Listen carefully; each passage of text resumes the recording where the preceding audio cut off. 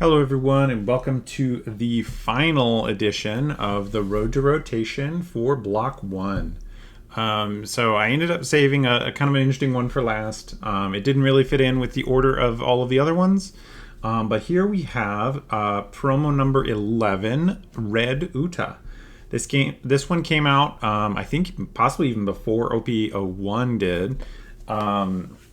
And it was a promo that you could get really early in the game's lifespan, and came with a bunch of Film Red promotional stuff. But yeah, let's hop into it. This is a very old one and a very different one. I don't imagine a lot of people even know that this leader exists. But it is a 5-life leader with 5,000 power, mono red, and activate main once per turn. You can pay 1 to give up to one of your characters without an effect plus 2,000 power during this turn. Effectively giving you 1 extra Dawn's worth of energy as long as you were playing out some vanilla cards. And in the early game's lifestyle, or early in the game's life cycle, vanilla cards were actually pretty reasonable things that you could add to the deck, your decks, because they had the most efficient stat lines. And there was a lot of times where other cards would not be able to reach the same stat lines, so you could actually fit in a couple of them. I remember pretty well that there was versions of Whitebeard who ran the 4-cost vanillas just because they were 6k bodies, and it made it to where it wasn't easy for your opponent to ever swing on your board because it was just as big as your leader, making it kind of interesting how it ended up working. But pretty simple effect at the end of the day, so let's hop into the cards. I'm not going to go over too many cards for this one. This leader is definitely not one that you would expect to win very often with, especially seeing as it's encouraging you to run cards that just don't have effects. But let's hop into it, going over mostly the film cards and the couple of other cards that synergize with characters without effects. So first up we have Razemax. He's a 1-cost, 2,000 power, no counter with activate main. You may place this character at the bottom of your owner's deck. Give up to one of your opponent's characters minus 3,000 power during this turn. So this is a kind of a staple effect for red, giving you a way to reduce the power on an opponent's character is oftentimes going to be your most common form of removal in this style deck. And so your vanillas are already punching above their power level generally with their stat lines, and then giving something minus 3k means that you will usually be able to remove stuff in combat with this comboed with some of your vanillas. After that, we have 2-cost, 3,000 power, 2k counter, Gordon. With on play, you may place 1 card from your hand at the bottom of your deck and draw 1. Nice little cycle. Not one that I would recommend playing out very often, but it is a reasonable thing. If you are bricked out in your hand and you need to dig for a particular card, you can, at the expense of one of your 2Ks, try to dig a little deeper. After that, we have a Searcher for the film type. 2-cost, 3,000 power, 1k counter. With on play, look at the top 3 of your deck, reveal up to 1 film type card and add it to your hand, then place the rest at the bottom of your deck in any order, and a trigger of activate this card's on play. So a pretty good Searcher. A little underrate for what we see in Searchers nowadays, but being that there aren't a whole lot of options for film Searchers, this one is pretty reasonable. And then the trigger on it is pretty nice to have as well. After that, we have one of the better film cards, but it hasn't seen play in a while. It is Shariah. He is a 3-cost, 4,000 power with 1k counter and blocker. And then he has when attacking and on block, once per turn, this character's base power becomes the same as your opponent's leader until the start of your next turn. This is particularly useful against the leaders that go really high in power and their base.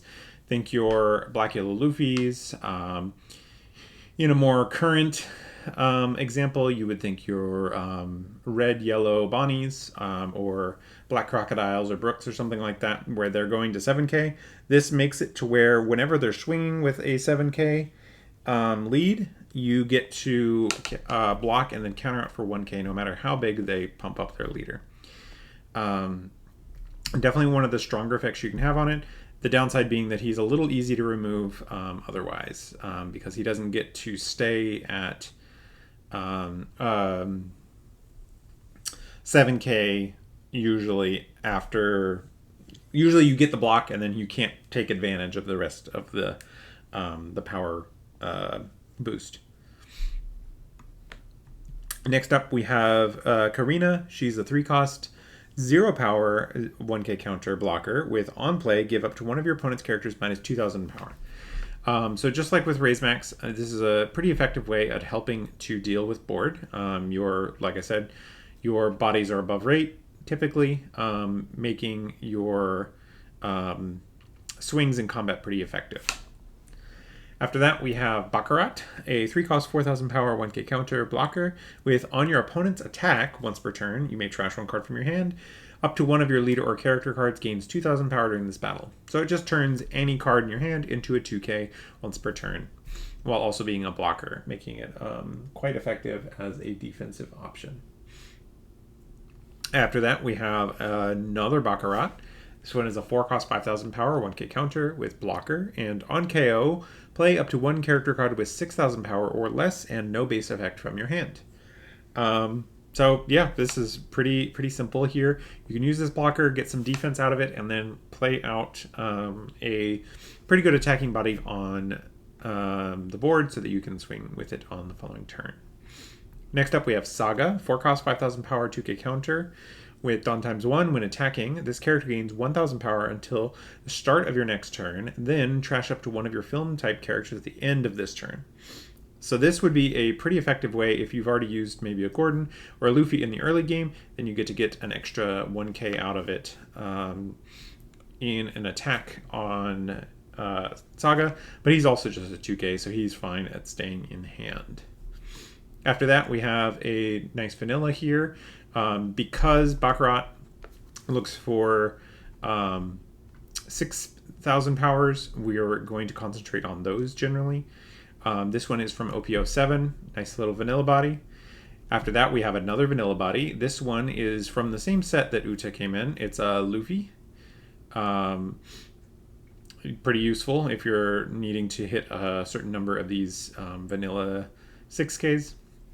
After that, we have a new one. This one, I'm not even sure if this one is out in English yet. It's a 4-cost, 5,000 power, 1k counter with if you have a character with no base effect, this character gains 2,000 power.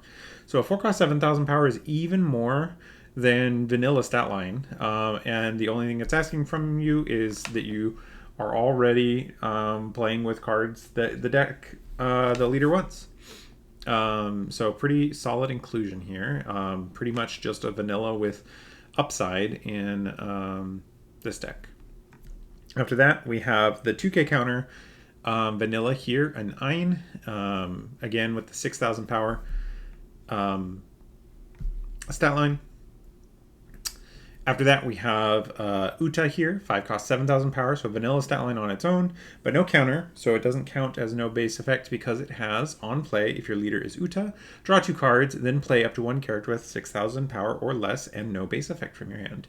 So more ways of getting out and kind of spamming out bodies. On 5 Dawn, being able to generate a 7k and a 4k is actually, and a 6k is actually quite a bit of aggression that you can kind of put out there. And then on future turns, being able to pump either of those, a lot of your bodies up by an extra 2k, can represent quite a bit of tempo pressure you're putting on your opponent. After that, we have Douglas Bullet. He's a 6-cost, 7,000 power, 1k counter with if your leader has the film type character, this character gains blocker.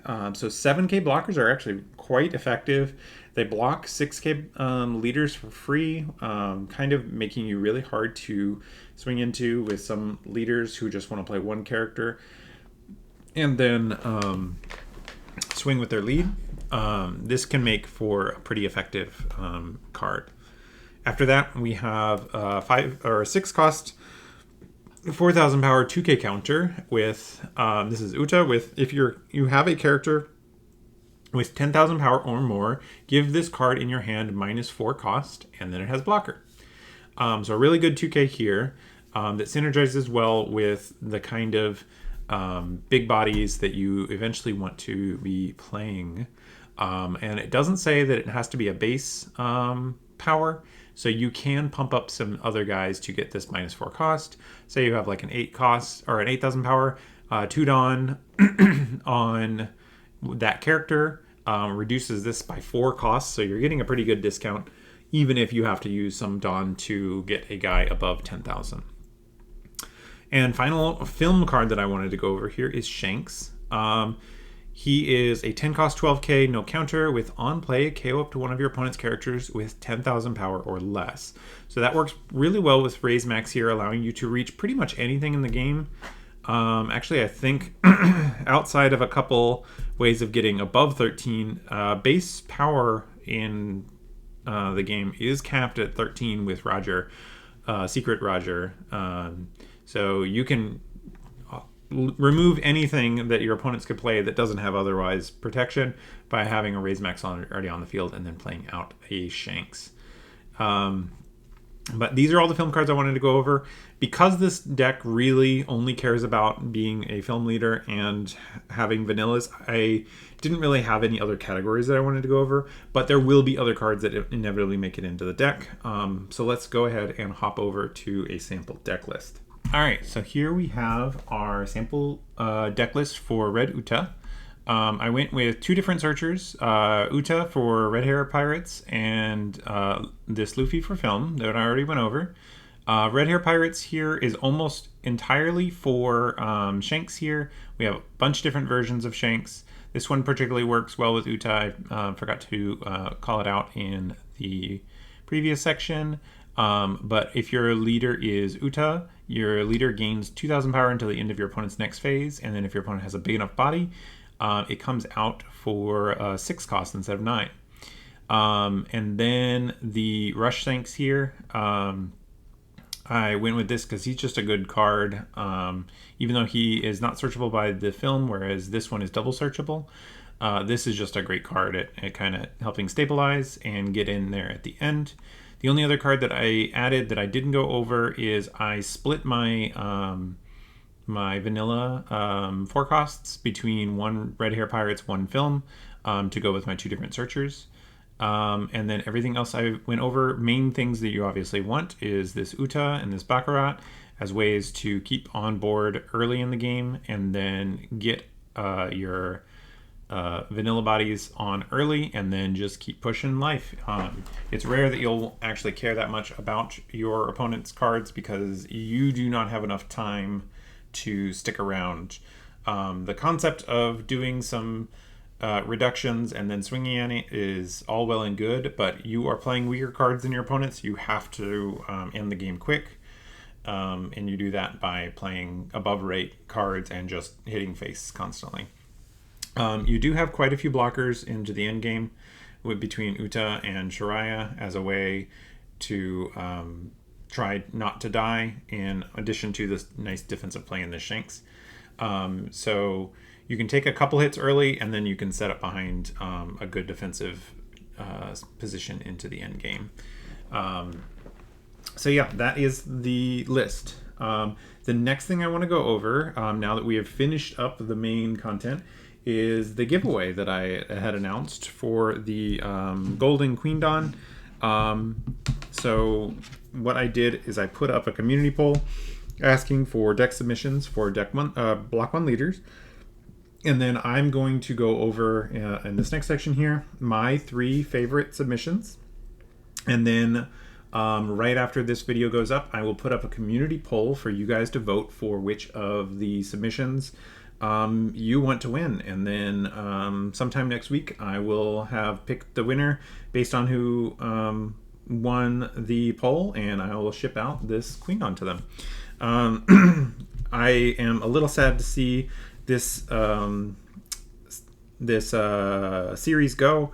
Kind of looking forward to when Block 2 starts coming up for rotation, where we'll restart this with some new a new block and new cards to go over. And yeah, let's hop into our giveaway decks. All right, so now on to my favorites. Actually, on review, I decided I couldn't really pick one of the submissions to kind of not highlight, so I'm going to just go ahead and highlight all four. But remember, these are in no particular order, and the community will vote on who is the winner. First up, we have Christian.